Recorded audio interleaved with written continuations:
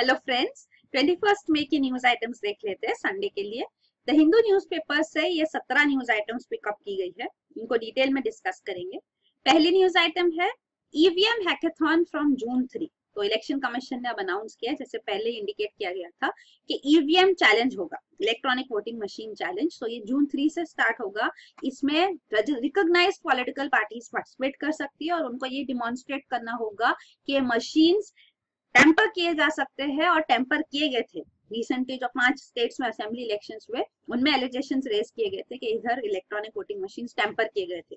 Various political parties ने ये allegations raise किए थे, तो इसीलिए अब ये ईवीएम चैलेंज रखा गया है। इसके अंदर सिर्फ इंडियंस पार्टिसिपेट कर सकते हैं। तो एक्सपर्ट्स यहाँ पे आके उनको 4 ईवीएम्स अपनी चॉइस की वो जाके इवन द वेयर हाउस से, इलेक्शन कमीशन के वेयर हाउस से पिकअप कर सकते हैं, चूज कर सकते हैं कौन से 4 ईवीएम्स वो लेना चाहते हैं, और फिर वो उनको कोई भी असेंबली की कॉन्स्टिट्यूएंसी के ईवीएम्स वो ले सकते हो और उनको फिर ये टाइम दिया जाएगा वो ये प्रूव करे कि ये टेम्पर किए जा सकते हैं।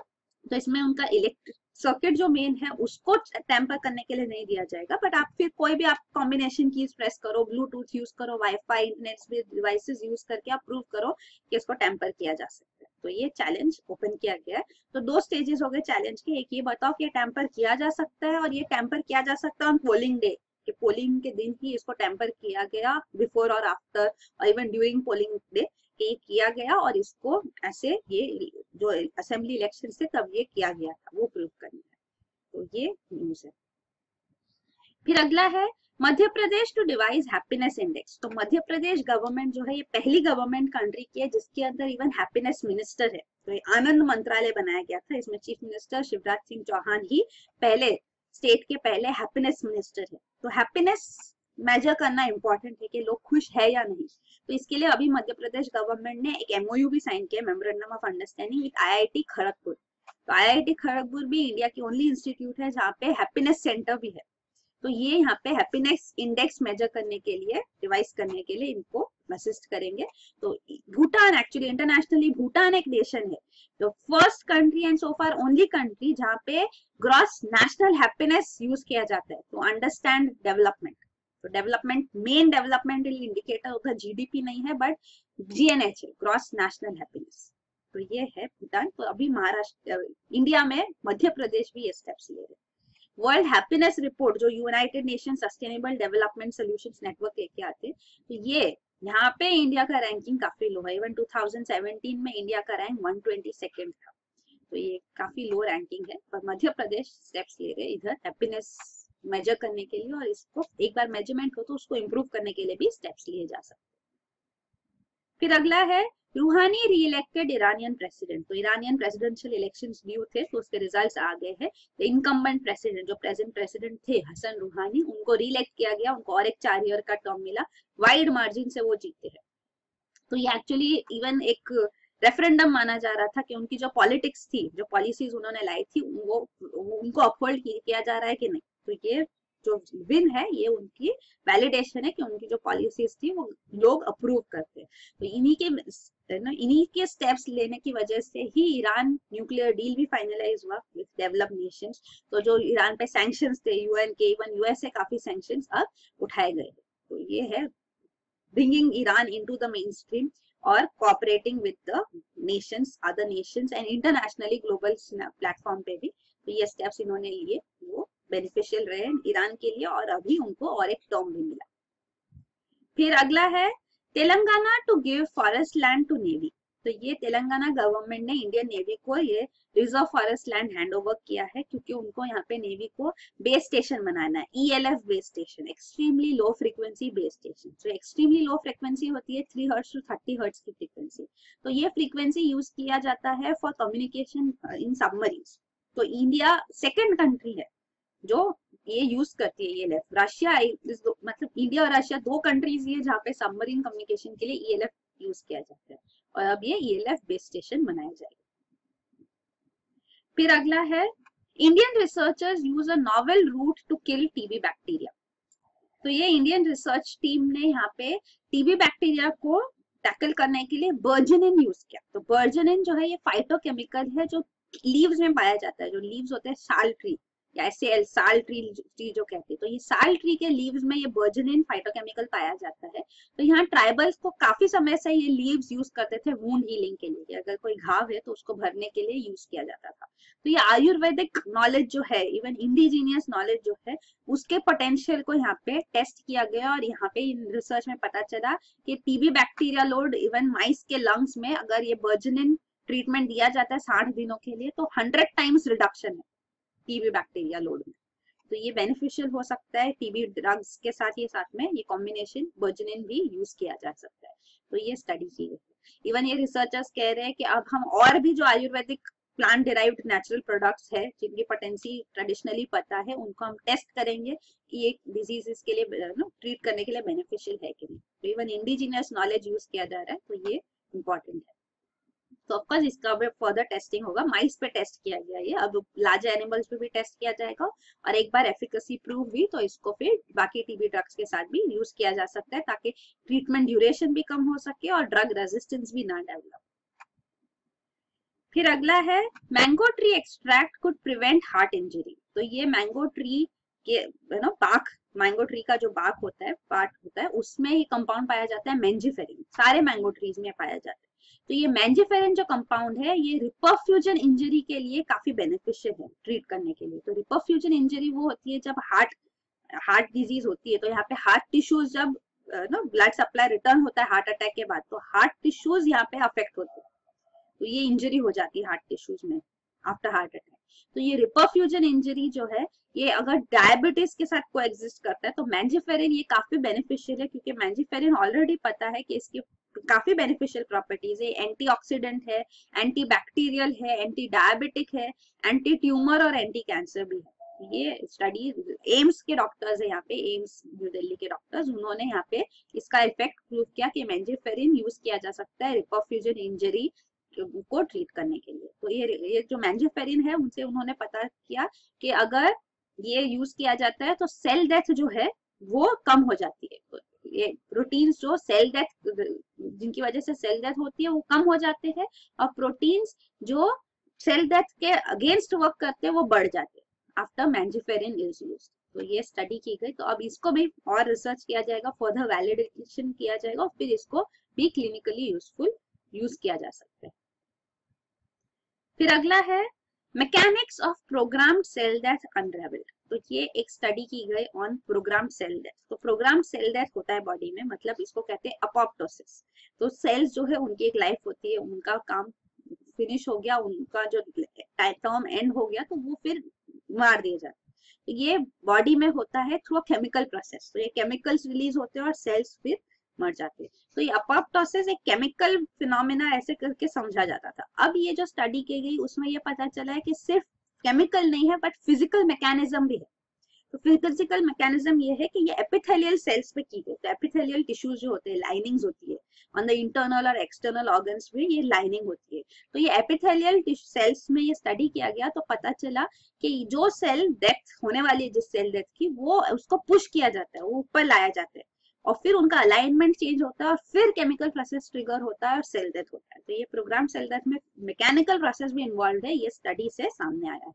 तो अगर ये स्टडी की वजह से और बाकी और रिसर्च हो सकता है, और इवन ये भी पता कर सकते हैं कि सेल एक्सट्रूजन को कैसे ये रेगुलेट किया जा सके, कि एक्सटर्नल प्रेशर भी यूज किया जा सकता है फॉर दिस पर्पस। तो उस वजह से इवन ट्यूमर्स का डेवलप होना वो कम किया जा सकता है, कि ट्यूमर्स अगर है तो उनको एक्सक्लूड करके वो सेल डेथ किया जा सके, तो ये ट्यूमर स्प्रेड ना हो उसके लिए स्टेप्स लिए जा सकते हैं। तो काफी इसकी बेनिफिट्स एप्लीकेशंस हो सकते हैं। फिर अगला है डिक्लाइनिंग मोनाक्स। तो ये मोनाक बटरफ्लाई है जो नॉर्थ अमेरिका में यहाँ पाई जाती है। तो यहाँ पे रिसर्चर्स ने ये स्टडी किया इन पे और उनको पता चला है कि ये मोनाक बटरफ्लाई काफी, इसके नंबर्स जो है, इसका पॉपुलेशन कम हो रहा है क्योंकि हर्बिसाइड्स यूज किए जाते हैं, उनकी वजह से वो अफेक्ट होते हैं।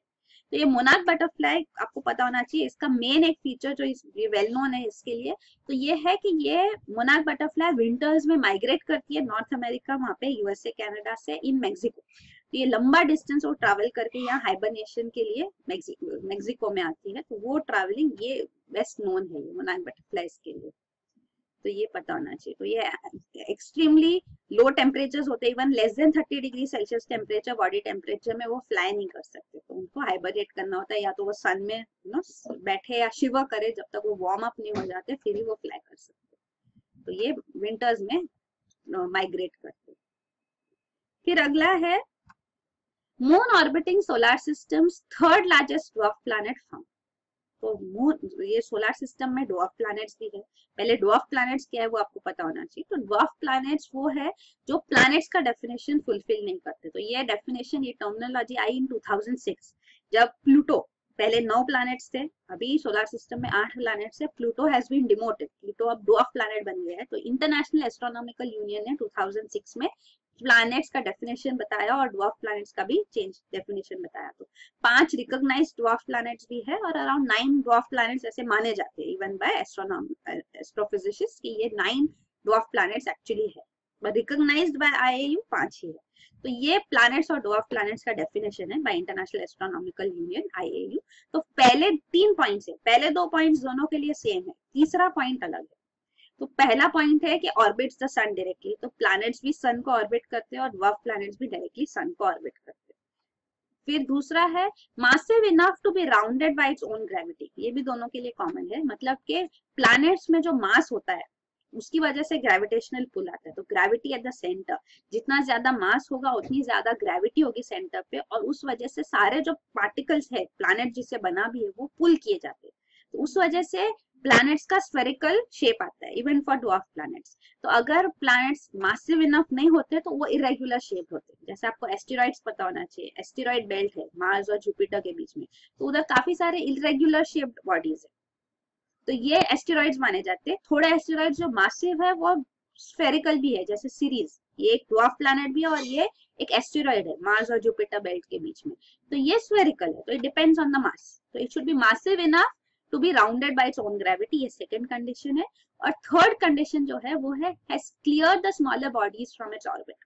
तो इसका मतलब प्लैनेट का ऑर्बिट होगा, वो ऑर्बिट में मोस्ट डोमिनेंट जो प्लैनेट है वो हो। तो जैसे नेपट्यून और प्लूटो जो थे, तो प्लूटो नेपट्यून के ऑर्बिट में भी आता था, तो ये नेपट्यून के ऑर्बिट में जब आता था तो Pluto is smaller than Neptune, तो यहाँ पे डोमिनेंट प्लैनेट जो है वो नेपट्यून ही है, तो इसीलिए प्लूटो को डिमोट किया गया। तो ड्वार्फ प्लैनेट जो है वो अपना स्मॉलर बॉडीज को अपने ऑर्बिट से क्लियर नहीं कर सकते, तो वो मतलब प्रोमिनेंट प्लैनेट जो है वो खुद होने चाहिए। तो वो एक पॉइंट है जिसका डेफिनेशन सेटिस्फाई नहीं होता है। तो प्लूटो के ऑर्बिट में और भी क्यूपर बेल्ट ऑब्जेक्ट्स है जो आते हैं, तो इसीलिए प्लूटो को डिमोट किया गया। और बाकी जो है ड्वार्फ प्लैनेट्स वो भी यही है कि लास्ट डेफिनेशन को, वो क्राइटेरिया को फुलफिल नहीं करते, तो ये सारे ड्वार्फ प्लैनेट्स भी है। फिर अगला है pharma affluence promoting drug resistance. तो ये एक इंटरनेशनल स्टडी की गई है, इसमें ये पता चला है कि जो फार्मास्यूटिकल इंडस्ट्रीज है जो हैदराबाद में, वो जो वेस्ट एफ्लुएंट निकलता है वहां से, जो उसमें एंटी माइक्रोबियल्स है, जो ड्रग रेजिस्टेंट इन्फेक्शंस भी जिनकी वजह से हो सकता है, तो ये एनवायरमेंट को पल्यूट कर रहा है। तो हैदराबाद एक इम्पॉर्टेंट हब है, काफी सारे ग्लोबल मैन्युफैक्चरर्स का भी यहाँ पे बेस है, और ये ग्लोबल मार्केट को काफी सारा ड्रग परचेस करते हैं यहाँ से बल्क में। इवन 50% जो इंडिया का ड्रग एक्सपोर्ट होता है वो हैदराबाद से होता है। तो यहाँ पे ये एलिगेशन आ रहा है कि यहाँ पे एनवायरमेंट पोल्यूशन हो रहा है, ये एंटी माइक्रोबियल्स जो है, एंटीबायोटिक रेजिस्टेंस एक मेजर कंसर्न है। तो ये जो यहाँ पे से 23 एनवायरमेंटल सैंपल्स लिए गए, तो उन सब में ये बैक्टीरिया पाए गए जिनकी जो एंजाइम्स ये प्रोड्यूस करते हैं, जिसकी वजह से कार्बापेनम्स भी ब्रेक डाउन हो जाते हैं। तो कार्बापेनम्स जो है ये पावरफुल ड्रग्स है, एंटीबायोटिक रेजिस्टेंस के लिए फाइट करने के लिए पावरफुल ड्रग्स है, लेकिन कई एंटीबायोटिक्स, कई बैक्टीरिया है जो इसको भी ब्रेक डाउन कर देते हैं। तो ऐसे बैक्टीरिया इन एनवायरमेंटल सैंपल्स में हैदराबाद में पाए गए, तो ये स्टडी सामने आई है। तो फार्मा इंडस्ट्री कह रही है कि हम सारे स्टेप्स लेते हैं इंश्योर करने के लिए कि एनवायरमेंट पोल्यूशन ना हो। इवन इंडियन अथॉरिटीज को अक्यूज किया जा रहा है कि वो भी स्टेप्स नहीं ले रहे ताकि वो टैकल कर सके एंटीबैक्टीरियल रेजिस्टेंस और ये एनवायरमेंट पोल्यूशन। तो ये एक इंपॉर्टेंट पॉइंट ऑफ कंसर्न अब सामने आई है। फिर अगला है in NTD fight the end in sight. तो ये है निग्लेक्टेड ट्रॉपिकल डिजीजेस। तो ये डिजीजेस वो है जो ट्रॉपिकल रीजन में होती है, तो ये वेस्टर्न डेवलप्ड कंट्रीज को अफेक्ट नहीं करती और ये निग्लेक्टेड है, तो इसीलिए उनको अफेक्ट नहीं करती, तो यहाँ पे ज्यादा फंडिंग, इन्वेस्टमेंट, रिसर्च यहाँ की नहीं जाती। तो ये निग्लेक्टेड ट्रॉपिकल डिजीज है। इवन वर्ल्ड हेल्थ ऑर्गेनाइजेशन ने 17 डिजीजेस को आइडेंटिफाई किया है एज निग्लेक्टेड ट्रॉपिकल डिजीजेस, और इनमें से कई इंडिया को भी अफेक्ट करती है। और 3 मेजर डिजीजेस है ये इनमें से जिनको इंडिया ने भी टारगेट किया है कि ये एलिमिनेट किए जाएंगे बाय 2017 एंड 2018। तो 2 है काला आजार और फिलारियासिस, ये हम 2017 तक एलिमिनेट करना चाहते हैं, और लेप्रेसी बाय 2018। तो एलिमिनेट करने का मतलब होता है कि इसका प्रिवेलेंस रेट बहुत कम किया जाए, टू लेस देन 1 केस पर 10,000 पॉपुलेशन साइज। तो अगर ये अचीव किया जाएगा तो उसको कहते हैं एलिमिनेशन। तो ये हमारा टारगेट है। तो ये 3 डिजीजेस आर्टिकल में डिस्कस किए गए। पहला है लेप्रेसी, तो ये बैक्टीरियल डिजीज है। तो यहाँ पे इवन इंडिया ने एक वैक्सीन इंडिजिनियसली डेवलप की है, डॉक्टर जीपी तलवार ने वैक्सीन डेवलप की है, is the founder and director of national institute of immunology. तो ये भी जल्द ही लॉन्च की जाएगी इंडिया के लेप्रेसी कंट्रोल प्रोग्राम में भी। तो वैक्सीन है माइकोबैक्टीरियम इंडिकस प्राणी, MIP। तो ये जो लोग, ये जो लेप्रेसी से अफेक्टेड जो लोग हैं उनके पास साथ जो रह रहे उनको ये दी जाएगी वैक्सीन। तो ये 60% प्रोटेक्शन होगा उनके लिए 4-5 सालों तक अगर ये वैक्सीन दी गई। तो हम चाहते हैं कि लेप्रेसी 2018 तक एलिमिनेट हो जाए। इंडिया में 118 डिस्ट्रिक्ट है जहाँ पे लेप्रेसी एंडेमिक है, यहाँ पे प्रिवेलेंस रेट मोर देन 1 पर 10,000। तो ये एक है। दूसरा है एलिफेंटाइसिस और लिम्फेटिक फिलारियासिस। तो ये लिम्फेटिक फिलारियासिस जो है ये वर्म से ट्रांसमिट होती है, इवन मॉस्किटो बाइट से भी ये ट्रांसमिट होती है, इजीली ये फ्लूइड कांटेक्ट से ट्रांसमिट होती है। तो ये एलिफेंटाइसिस, एलिफेंट फुट कहते हैं, जो स्वेलिंग हो जाता है जो फुट में, तो ये डिजीज जो है इसको भी हम टारगेट कर रहे हैं। यहाँ पे भी इंडिया में अराउंड 256 एंडेमिक डिस्ट्रिक्ट्स है, तो यहाँ पे भी ये मेडिकेशन दिया जाएगा ताकि इसको भी एलिमिनेट किया जा सके। और तीसरा है विस्केरियल लीशमैनियासिस, तो या इसको काला आजार भी कहते हैं। तो ये भी इंडिया में एंडेमिक है 4 स्टेट्स में मेजरली, बिहार, झारखंड, वेस्ट बंगाल और यूपी। तो ये भी ट्रांसमिट होती है through bite of female sand fly. तो यहाँ पे ये सैंड फ्लाई वेक्टर को भी हम टारगेट कर सकते हैं, क्योंकि सैंड फ्लाई जो है ये मड वॉल्स पे ब्रीड होती है। तो यहाँ पे जो रीजन्स है वहाँ पे जो हाउसिंग फैसिलिटीज भी अगर इम्प्रूव की जाए, यहाँ पे इंसेक्टिसाइड स्प्रे किए जाए, तो भी ये सैंड फ्लाइज को भी टैकल किया जाए तो ये डिजीज ट्रांसमिशन कम हो सकता है। इवन अभी डायग्नोस्टिक टेस्ट भी नए डेवलप हुए, रैपिड डायग्नोस्टिक टेस्ट डेवलप हुए, इवन सिंगल डे ट्रीटमेंट से भी काफी क्योर हो सकता है ये डिजीज। तो काफी डेवलपमेंट्स हुए, तो उनको इम्प्लीमेंट करके हम इसको भी 2017 के एंड तक एलिमिनेट करना चाहते हैं। तो वही है। तो ये सारे जो डिजीजेस है इनके हम एलिमिनेट करना चाहते हैं, उसके लिए जरूरी है कि कांस्टेंट विजिलेंस रहे, ताकि सर्विलेंस हो, कि रिपोर्ट हो, कोई भी अगर इंसिडेंट्स हो रहा है तो रिपोर्ट हो, ताकि ये डिजीज और बढ़े ना और कंट्रोल में रहे और लॉन्ग टर्म के लिए कंट्रोल में रहे। तो वही है, टाइमली डायग्नोसिस दिया जाएगा, ट्रीटमेंट पहुंचाया जाएगा इन अनरीच्ड एरियाज में, तो इसके लिए ये बेनिफिशियल रहेगा और हम इसको एलिमिनेट कर सकते हैं। इवेंचुअली इवन ग्लोबल एलिमिनेशन भी टारगेट किया जा सकता है। तो ये है निग्लेक्टेड ट्रॉपिकल डिजीजेस, ये ट्रॉपिकल रीजन में होती है और neglected by funders, researchers, policy makers, तो इसीलिए इसको NTD कहा जाता है। और वही है, ये यूएस एड ने 5 रिकॉग्नाइज किया है, लंदन डिक्लेरेशन में 10 है, और जो 17 है ये वर्ल्ड हेल्थ ऑर्गेनाइजेशन के है। तो ये मेंशन है यहाँ पे। हमने अभी 3 डिस्कस किए, लेप्रेसी, विस्केरियल लीशमैनियासिस और तीसरा था एलिफेंटाइसिस। एलिफेंटाइसिस भी मेंशन होगा यहाँ पे, फिलेरियल एलिफेंटाइसिस, लिम्फेटिक फिलारियासिस। और इसमें से हमने यॉर्स भी एलिमिनेट किया, ये न्यूज में था, India has eliminated yaws. Even trachoma के लिए भी न्यूज में आया था कि India is claiming that trachoma has also been eliminated, तो हमको ऑफिशियली ये स्टेटस नहीं मिला है, पर ये है निग्लेक्टेड ट्रॉपिकल डिजीज। फिर अगला है climate change turning Antarctica green. तो एंटार्क्टिका जो आइसी कॉन्टिनेंट है, तो यहाँ पे प्लांट लाइफ काफी कम है। प्लांट लाइफ फिलहाल भी 0.3% ऑफ एंटार्क्टिका पे है और काफी थोड़े ही प्लांट्स यहाँ पाए जाते हैं। पर अब साइंटिस्ट ने ये स्टडी किया, उनको पता चला है कि यहाँ पे प्लांट लाइफ काफी रैपिडली ग्रो हो रही है। इन लास्ट 50 इयर्स भी काफी ज्यादा बायोलॉजिकल एक्टिविटी यहाँ पे इंक्रीज हुई है, और यहाँ पे काफी सारे मॉस को उन्होंने स्टडी किया और पता किया कि काफी ये एंटार्क्टिका ग्रीन हो रहा है। तो ये एक पॉइंट ऑफ कंसर्न है with respect to climate change. फिर अगला है Titan surface is more like Mars. तो ये टाइटन सैटर्न का लार्जेस्ट मून है, तो इसके ऊपर भी जो स्टडी की गई रिसेंटली पता चला कि यहाँ पे रिवर्स फ्लो करते हैं, ओशंस है, लेक्स और रिवर्स फ्लो करते हैं, जैसे अर्थ पे फ्लो करते हैं, इवन मार्स पे भी ये माना जाता है कि एट वन पॉइंट यहाँ पे रिवर्स फ्लो करती थी। तो यहाँ पे जो प्लैनेट बॉडी पे भी जो फीचर्स पाए जाते हैं जो रिवर्स के वगैरह, तो वो यहाँ पे भी पाए गए, पर ये रिवर्स वाटर के रिवर्स नहीं है जैसे अर्थ पे है, पर ये लिक्विड मीथेन यहाँ फ्लो कर रहा है टाइटन पे भी। लेकिन एक जो पॉइंट ऑफ डिफरेंस है यहाँ पे वो ये है कि जैसे अर्थ पे प्लेट टेक्टोनिक्स है, एक्टिव प्लेट टेक्टोनिक्स, यहाँ पे टाइटन और मार्स पे ये नहीं है। तो प्लेट टेक्टोनिक्स मतलब जो अर्थ का आउटर लेयर है लिथोस्फीयर, वो पार्ट्स में डिवाइडेड है, तो अलग अलग प्लेट्स और हर प्लेट मूव होता है, जब दो प्लेट्स मूव होती है टुगेदर आती है तो कन्वर्ज होती है, तो फिर इवन फोल्ड माउंटेन्स बनते हैं, डाइवर्ज होते हैं, वॉल्केनोज, अर्थक्वेक्स, ये सब एक्टिविटीज इन प्लेट टेक्टोनिक्स की वजह से होती है। तो ये यहाँ पे नहीं पाया गया है। इवन प्लेट टेक्टोनिक्स की वजह से रिवर का भी मूवमेंट चेंज हो जाता है, पाथ्स रिफ्लेक्ट हो जाते हैं, तो वो अर्थ पे होते हैं, पर यहाँ टाइटन और मार्स पे नहीं। फिर अगला है ओमेगा 3 रिच डाइट में हेल्प प्रिवेंट अल्जाइमर्स। तो अल्जाइमर्स डिजीज जो है यहाँ पे प्रोटीन क्लम्स बन जाते हैं, एमाइलाइड प्लैक्स होते हैं यहाँ पे ब्रेन में डेवलप होते हैं, तो वो नर्व सेल्स को डैमेज करते हैं, न्यूरॉन्स को, उस वजह से ब्रेन साइज श्रिंक होती है और अल्जाइमर्स डिजीज डेवलप होती है।